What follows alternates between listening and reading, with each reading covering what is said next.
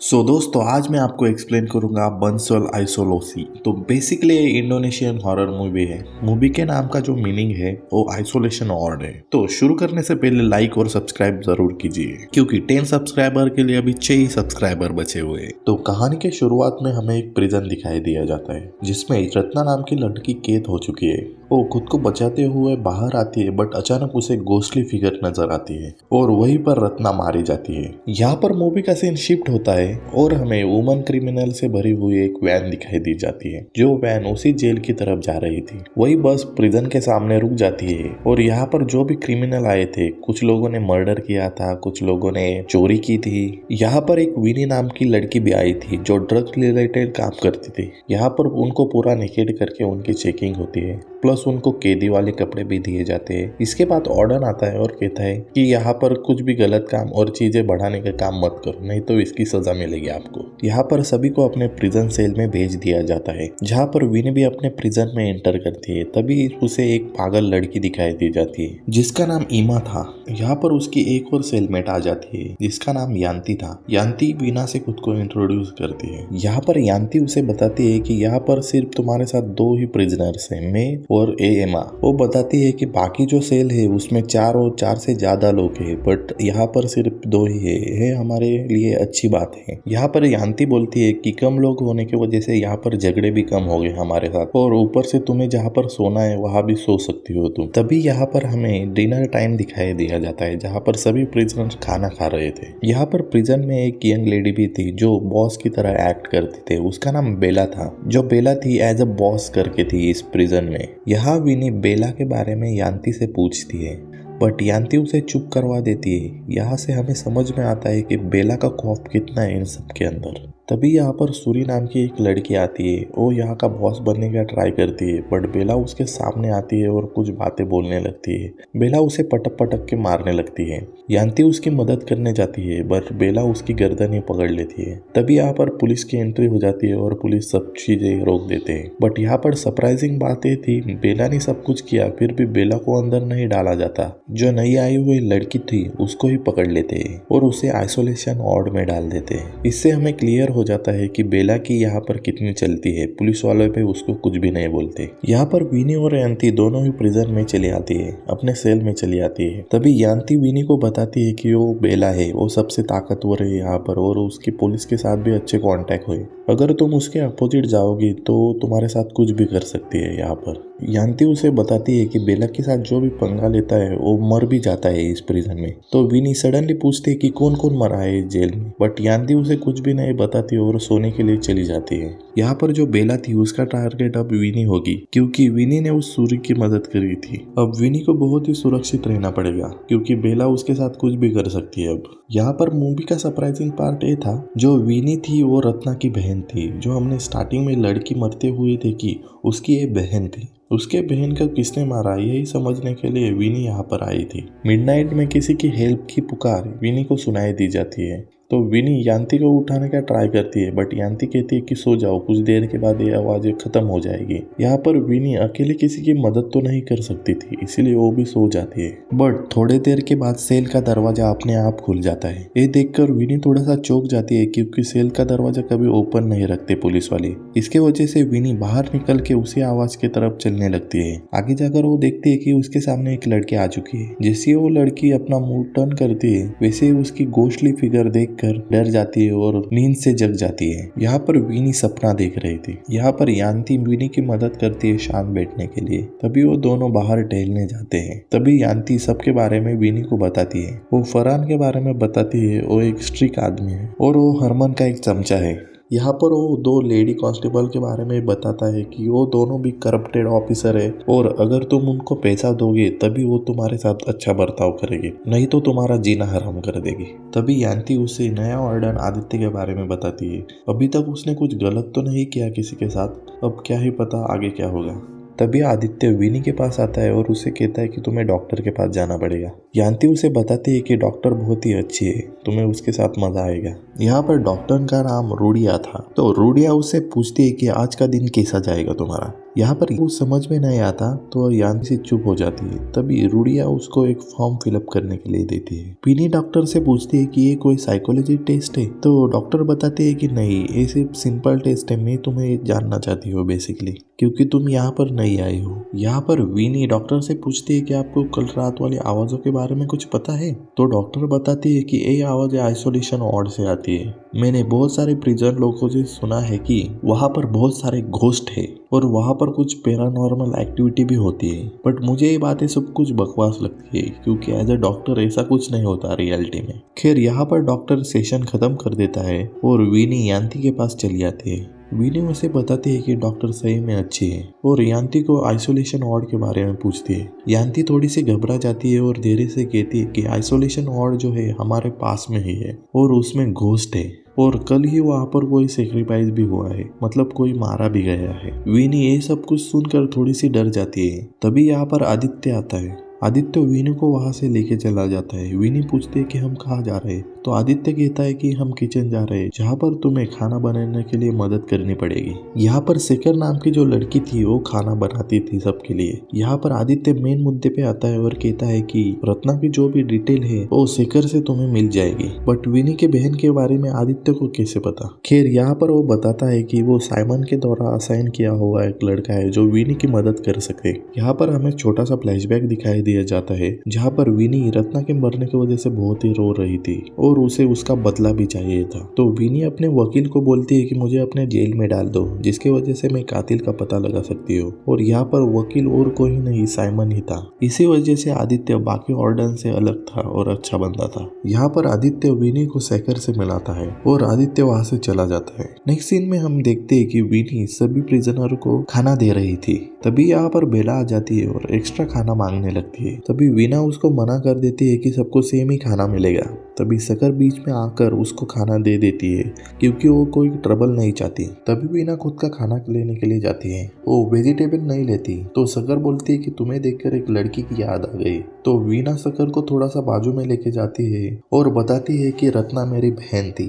तभी शेखर उसे बताती है कि रत्ना एक अच्छी लड़की थी और उसकी कोई गलती ना होने के बावजूद भी वो कैदी थी। शायद उसको किसी ने ट्रैप में फंसाया था। तो विनी उसकी मौत का कारण पूछती है, तो शेखर उसको कहती है, आज तो मैं तुम्हें नहीं बता सकती, बट मैं तुम्हें कल जरूर बताऊंगी। यहाँ पर हमें वॉशरूम का सीन दिखाई दिया जाता है, जहाँ पर बेला यांती और जून के साथ लड़ाई कर रही थी। तभी यहाँ पर विनी आ जाती है और उन दोनों की मदद करने लगती है, बट बेला उसकी गर्दन ही पकड़ लेती है। यहाँ पर पुलिस वाले आते हैं और बेला को कंट्रोल करते हैं। खैर यहाँ पर सीन शेखर पर शिफ्ट हो जाता है और शेखर अपना सामान पैक कर रही थी। तभी दो प्रिजनर आते हैं और उसको मार देते हैं। अगले दिन विनी शेखर को ढूंढने लगती है, बट शेखर वहाँ पर नहीं मिलती उसको, और दूसरे भी लोगों से पूछती है, पर शेखर का उसको कोई पता नहीं चलता। तो ये सब कुछ बातें वो आदित्य को बताती है। तो आदित्य कहता है कि मैंने भी उसे नहीं देखा, तुम तुम्हारा ख्याल रखना। तभी हम फरहान को देखते हैं जो यति के साथ था। यति फरहान को पैसा देती है और जून और यति को एक साथ रखने के लिए कहती है। तभी यांती, यति, विनी और जून एक साथ जा रहे थे।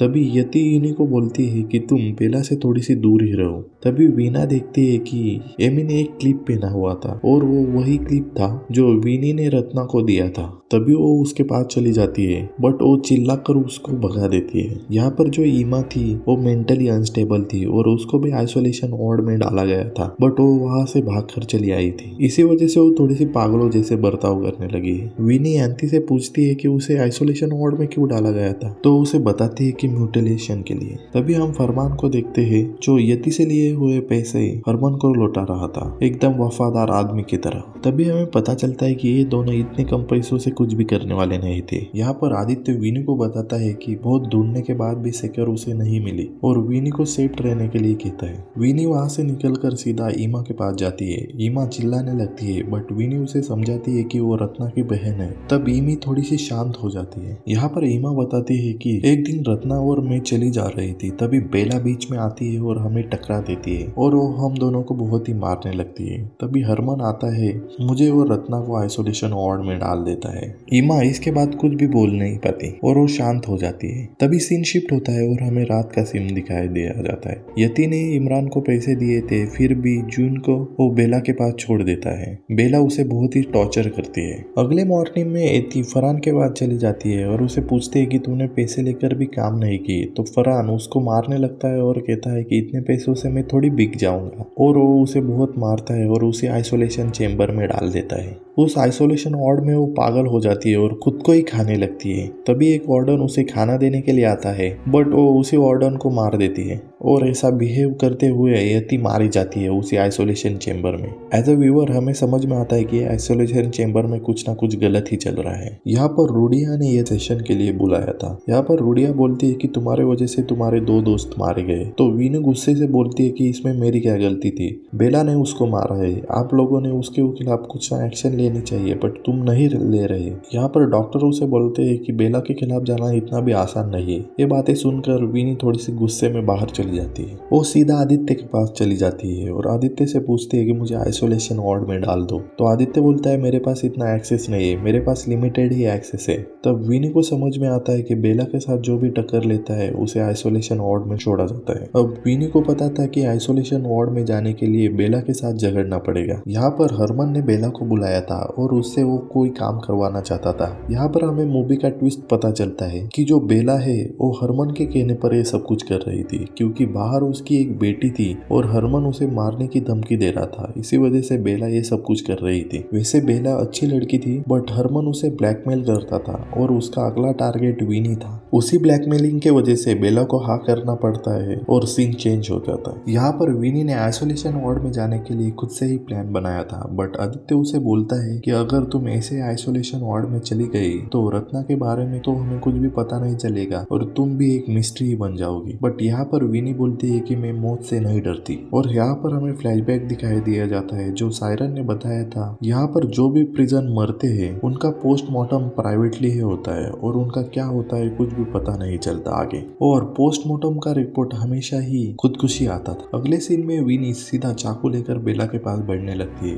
यांती उसे रोकने का ट्राई करती है, बट वीनी सीधा बेला के हाथ में चाकू मार देती है। तभी बेला की जो दोस्त होती है वो यांती से झगड़ने लगती है। बेला वही चाकू निकाल कर यांती को मारने के लिए आती है, बट वो उसके दोस्त को ही मार देती है। बेला और यांती में झगड़ा शुरू हो जाता है। गार्डन उन दोनों को भी बेहोश कर देता है और वीनी को आइसोलेशन वार्ड में डाल दिया जाता है। फाइनली उसका प्लान सक्सेसफुल हो गया था और वो आइसोलेशन वार्ड के अंदर थी। खैर यहाँ पर उसको खाना दिया जाता है। उस खाने को खाकर वो थोड़ी सी अनकंफर्टेबल हो जाती है और उसे घोष दिखने लगता है। तभी यहाँ पर यांती आती है, बट इस आइसोलेशन वार्ड में यांती वीना से मिलने के लिए इतने इजी कैसे आ गई। यहाँ पर यांती बताती है कि मैं उनसे मिली हुई हूँ और तुम्हारे खाने में LSD ड्रग डाला हुआ है जिस वजह से तुम हेलुसिनेट कर रही हो। यहाँ पर यांती और बताती है कि रत्ना को मैंने ही मारा, शेखर को भी मैंने ही मारा, और यहाँ पर मेन खिलाड़ी हरमन है और बेला को तो हम ब्लैकमेल करते हैं उसकी बच्ची की खातिर। यहाँ पर सबसे खतरनाक तो यांती ही होती है। एक्चुअली यहाँ पर जो भी आइसोलेशन वार्ड में आता है उसको खाने के साथ ड्रग्स दिया जाता है जिसके वजह से वो हेलुसिनेट कर लेता है और उसे घोस्ट दिखाई दिया जाता है। उसी घोस्ट के वजह से वो कुछ भी कर देता है और खुद को मार देता है। मारने के बाद वो लोग उसका पोस्टमार्टम करते हैं, उसके ऑर्गन निकालते हैं और दूसरों को बेच देते हैं, जिसके वजह से हरमन यांती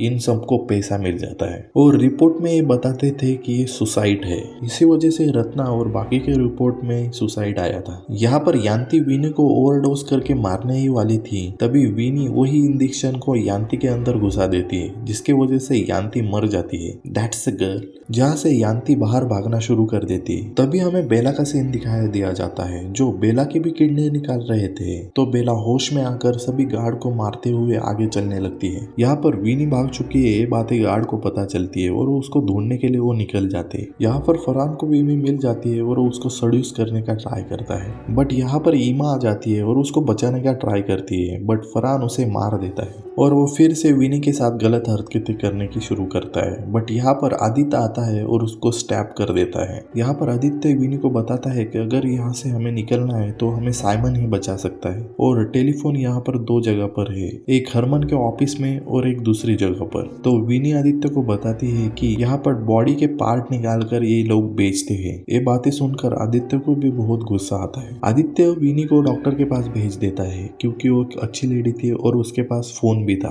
तभी बीच में हरमन आ जाता है और आदित्य और हरमन की थोड़ी सी फाइट हो जाती है, बट हरमन आदित्य को मार ही देता है। तभी यहाँ पर विनी डॉक्टर के पास पहुंच जाती है। दूसरी जगह पर बेला सभी कैदी को आजाद कर देती है और वो कैदी भगदड़ मचा देते हैं। यहाँ पर जो विनी थी डॉक्टर को सब कुछ बता देती है और वो टेलीफोन यूज करने की ट्राई करती है। तभी डॉक्टर उसे पानी देता है, बट वो वहाँ पर बेहोश हो जाती है। यहाँ पर सरप्राइजिंग बात ये थी कि डॉक्टर भी इनके साथ शामिल थी और ये पूरा सिंडिकेट चला रही थी। जब वीना खुद की आंखें खोलती है तो देखती है कि हरमन और डॉक्टर साथ में है। और यहाँ पर शॉकिंग न्यूज ये होती है कि हरमन और डॉक्टर दोनों भी कपल थे। यहाँ पर रोडिया डॉक्टर बताती है कि रत्ना को मारने के बाद हमें पता था कि तुम यहाँ पर जरूर आएगी, इसी वजह से हमने ये प्लान पहले से ही बनाया हुआ था तुम्हें मारने का। वो उसको ड्रग्स का ओवरडोज देने का ट्राई करती है। तभी वहाँ की लाइट चली जाती है। ये सब कुछ चीजें आदित्य ने ही की थी। यहाँ पर आदित्य पीछे से आता है और हरमन को मार देता है और जो विनी होती है वही ड्रग्स डॉक्टर के अंदर डाल देती है, जिसकी वजह से डॉक्टर हेलुसिनेट करने लगता है। तभी जेल में आग लग जाती है और स्पेशल ऑफिसर आकर जो भी कैदी थे उनके ऊपर कंट्रोल हासिल कर लेते हैं और हमें 2 मंथ आगे का सीन दिखाई दिया जाता है। यहाँ पर विनी इन सब के ऊपर बुक भी लिखना चाहती थी। यहाँ पर विनी फिर से जेल में आई थी आदित्य के साथ और बेला की लड़की के साथ। बेला अपने लड़की को हक करती है। यहाँ पर बेला बुरी तो नहीं थी, बट उसको ब्लैकमेल करने की वजह से वो ऐसा बन गई थी। इसी के साथ मूवी खत्म हो जाती है। बट मिड क्रेडिट सीन में हमें दिखाई दिया जाता है कि साइमन किसी को कॉल कर रहा है और कह रहा है कि आइसोलेशन वार्ड हम फिर से शुरू करते हैं। यहाँ पर हरमन और डॉक्टर मर चुके हैं। हमें यहाँ पर ये समझ में आता है कि इस सब में साइमन का ही हाथ था। इस मूवी का शायद सेकंड पार्ट भी आ सकता है दोस्तों। तो लाइक कीजिए, सब्सक्राइब कीजिए। अरे भाई प्लीज करा यार, प्लीज करा।